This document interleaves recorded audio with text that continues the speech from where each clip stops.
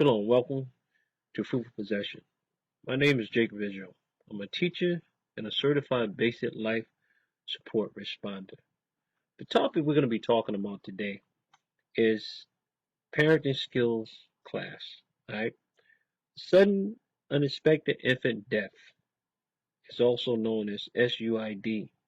The facts are in 2015, 3,700 sudden unexpected infant deaths occurred in the US. These deaths were among infants less than 1 year old and have no cause. The three most reported types of sudden unexpected infant deaths are SIDS, also known as sudden infant death syndrome, unknown causes. Accidental suffocation. Accidental suffocation of an infant is when a lot of times parents can have their children lay them in a crib and the child can be leaned over to his side and his face can be in the pillow. Also, it can be an object that's laying on top of the child, your infant child. So you want to avoid that. Those are situations where it's accidental. All right. Now, also it says, and strangulation in bed. Strangulation could be done from the parent stressed out and they actually choke their infant child. Also, it can be entangling themselves if you have like things in the infant child crib or even the toddler, they can actually, entangle themselves into strangulation. So it's you should be very aware of these things. Always make sure when you lay your infant child in the bed that you lay your infant child to a point where they can actually breathe also. You don't want to become stressed where you're actually strangling your child. We understand that mothers often get upset and they need times out. Walk away from the child. Don't commit an act where you're actually strangling your child. All right. Don't have any type of toys or wires hanging on the child crib where the child can actually strangle themselves. All right. A lot of times it's bad parenting. Um, I want to go to the book of Ecclesiastes in the Apocrypha. We often use the 1611 King James Version Bible with the Apocrypha in it, but I have Apocrypha that's not in the King James Version Bible. And I want to read in the Apocrypha, Ecclesiastes chapter 41, verses 5 through 8. It says, the children of sinners are abominable children, and they that are confident in the dwelling of the ungodly. The inheritance of sinners, children shall perish, and their posterity shall have a perpetual reproach. All right. Verse 7. The children will complain of an ungodly father because they shall be reproached for his sake. Woe be unto you, ungodly men, which have forsaken the law of the Most High God. For if ye increase, it shall be to your own destruction. So a lot of times, children are born to ungodly parents, parents that don't look after their children. So those situations do arise. That's where strangulation can come with infants as well as toddlers. That's just using an example coming from the Bible of different parents that children can have. All right. Now, also want to continue reading. In 2015, there were about 1,600 deaths because of sudden infant death syndrome. All right.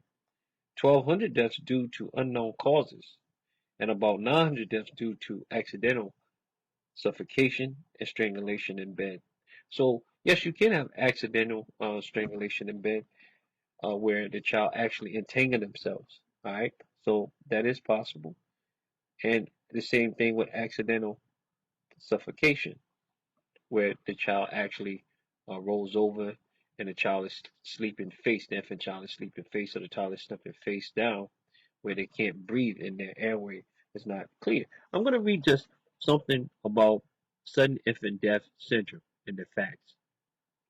It says sudden infant death syndrome is defined as the sudden unexpected death of an infant younger than 1 year of age. It typically occurs associated with period of sleep. So this happens during the time that your infant child is sleeping. All right. It says SIDS is rare during the first month of life. Risk peaks in infants 2 to 4 months of age and then declines. Why? Because the child is getting older. SDI is diagnosed once all recognizable causes of infant death have been ruled out, including infection, trauma, or a condition related to the heart, lungs, or central nervous system. SIDS risk can be reduced by following the guidelines of the Safe to Sleep campaign, including placing an infant to sleep on his or her back and avoiding objects. So when you lay your infant child in, you want to lay them on their back, avoiding objects, things that can what actually cover the child's face so they can't breathe, things that they can get entangled in. So it says, including placing an infant to sleep on his and her back and avoiding objects within the sleep space that may interfere with normal breathing. So it's always important for parents, mothers as well as fathers, to make sure you take these precautions, all right? So it says, what is sudden infant death syndrome? Sudden infant death syndrome, also known as SDI, is defined as sudden unexpected death of an infant younger than 1 year of age. If the child death remains unexplained after a formal investigation into the circumstances of the death, including performance of a complete autopsy, examination of the death scene, and review of the clinical history, the death is then attributed to SIDS. Sudden infant death is a tragic event for any parent or caregiver. So that can happen. It says SIDS is suspected when previously healthy infant, usually younger than 6 months of age, is found dead following a period of sleep. In most cases, no sign of distress is identifiable. The baby typically feeds normally prior to going to sleep. The infant is then discovered lifeless, all right, without pulse or respiration. Cardiopulmonary resuscitation may be an issue at the scene, but evidence shows a lack of beneficial effect from CPR. The cause of death remains unknown, despite a careful review of the medical history. Scene: investigation and autopsy. SIDS is rare during the first month of life, risk peaks in infants 2 to 4 months of age, and then declines. About 90% of SIDS deaths occur in infants younger than 6 months of age. So, as these topics of parenting skills, remember when you have small infants, toddlers, make sure that you check on your towels, make sure that they're not entangling themselves in covers, make sure they don't have objects in their bed that can actually block their airwaves.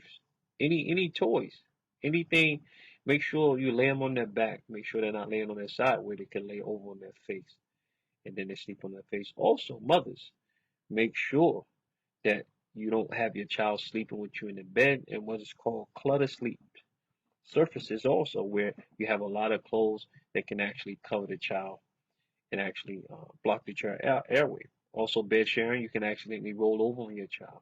Okay, always keep the children airway free. Always keep it free, and avoid prolonged stomach sleep. All right, you don't want to always have them laying on their stomach. Like we say, always make sure your child is laying on their back. And these are tips for who?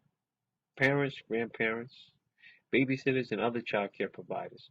So hopefully, discussing the topic of parenting skills, we hope that you have picked up some key points from this, all right? And continue to follow up on other videos where we are going to more different topics. So here at Fuitful Possession, we like to bring these videos for brothers and sisters to listen to and to gain basic experience in things that are going on with your children as they're infants and they're growing up. All right. So once again, we like to go to the book of Ecclesiastes in the Apocrypha, and we're going to go to chapter 30. Once again, verse 15, and it says, "Health and good estate of the body are above all gold, and a strong body above infinite wealth." So you want to make sure you take care of your child. You want to make sure your child grows up healthy. You want to take the precautions. You want to make sure that their airwaves open for your child, that it's not clusters, clothing, and all that. And also, we want to go to the book of Ecclesiastes, chapter 26, verse 20. It says, when thou hast got a fruitful possession through all the field, sow it with thy own seed, trusting in the goodness of thy stock. Because your infant child, he or she, yes, it is your own seed. So remember these parenting skills. Remember the things you should do and you shouldn't do. And with that, we like to say, all praises to the Most High in Christ bless.